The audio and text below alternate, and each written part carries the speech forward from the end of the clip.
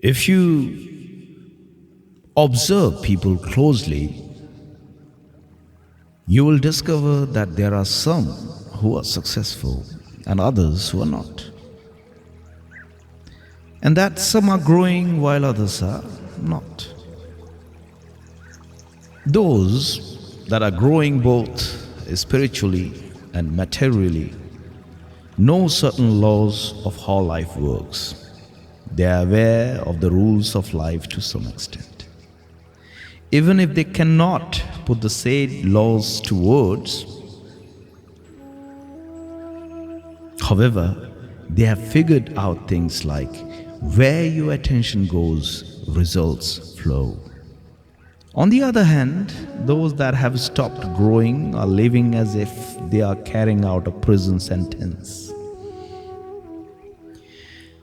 There is also the third category of people who are neither failures nor completely successful. They may not have major issues in their lives, but they are overwhelmed by minor struggle. Why is this so?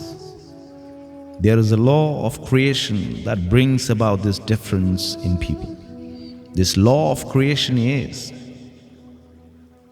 before anything in this world is created in the physical plane, it is first created in the mental plane.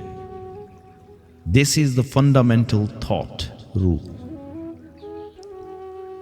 Imagine a river which represents the mind. Thoughts fall into the river and corresponding things begin to manifest. This happens because the very purpose of the river is to manifest. Whatever is being thought is what is manifested by the river. The river is powerful and all-pervading. The significance of this to visually understand that if everything is created first in the mental realm, then it is important to create positively. The power of thoughts can be further understood through this experiment. A prisoner in France had been sentenced to death, and scientists experimenting on the conscious and subconscious mind were permitted to put him to death through a scientific experiment. The prisoner was made to lie down on a cot, and the method by which he would die was explained to him. We will slowly remove all the blood from your body. When one bottle of blood has been removed, you will begin sweating. On removing the second bottle, your body will experience weakness. After the third, there will be darkness before your eyes. After the fourth, all your senses will stop working and unconsciousness will seep in. After a few hours of all the blood being removed, you shall die. Thereafter, the blood was drawn from the prisoner's body. After each bottle, he experienced the exact symptom that had been narrated to him, and finally, he died. However, in reality, just one bottle of blood was drawn from the prisoner's body. The scientist had arranged to have another tube below his bed that dropped water into a tub. The prisoner mistook this sound to be that of his blood falling.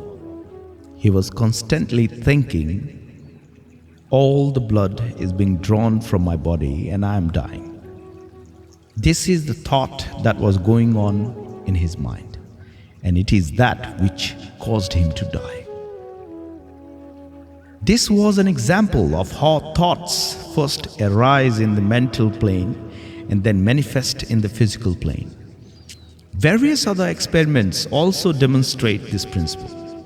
In another experiment, a man was taken into a deep state of mind through the power of suggestions and told, "Now a red-hot iron rod will be placed on your arm." Then a rod that was at normal temperature was placed on his arm, But within a few minutes, a large blister came up at the point of contact. With this experiment, scientists were convinced that if a blister could develop because of thoughts, then a blister could also be cured by thoughts. The man was again taken into a deep state of mind, and his blister was cured by suggestion.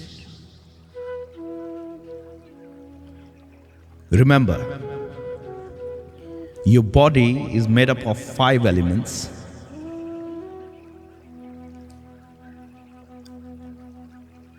ether, air, fire, water, and earth. When you think that it's a cold day, this thought also manifests in the physical plane. The water element in your cells begins to predominate and you start feeling cold. When you think it's hot, the fire element in your body becomes prominent and you start feeling hot. From now on, if you want to feel cool while sitting in a hot room, you can do so. I am on the snow-capped Himalayas. If you hold this thought in your mind for 1 minute or more, you will feel less hot or even cold. The more time you hold the thought, the greater will be its effect. To further understand how this fundamental thought rule works, you need to understand how your mind works. The mind can be divided into the conscious and the subconscious. What is the difference between the conscious and subconscious mind? The difference between them is as vast as the difference between a breeze and a storm. The workings of the conscious mind are visible, while the working of the subconscious mind are invisible. The subconscious mind works silently, while the conscious mind sees and experiences every feeling and thought, makes judgment, jumps to conclusion, and is restless. Ships are controlled by a navigator from the control room below the deck. The navigator cannot see the path ahead, but he obeys the orders sent from the captain above. The captain gives orders and the navigator works accordingly. One dire, mistaken instructions from the captain and the ship can go down. In the same way, the captain of our body is the conscious mind and the navigator is the subconscious. Our subconscious mind works according to the instructions received from the conscious mind. However, the true control room is in the subconscious mind. It does not distinguish between right or wrong. It merely executes and manifests thoughts provided by our conscious mind.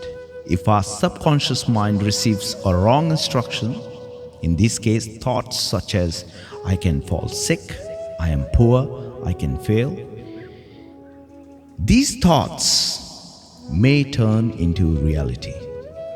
Hence, it is important to always be aware of your thoughts and to watch what messages you are sending to your inner mind.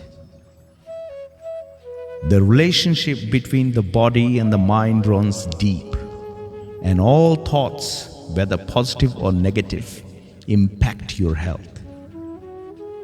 Thoughts hold so much power that if you train yourself to hold one thought in your mind for 1 minute, miracles will soon begin to manifest in your life.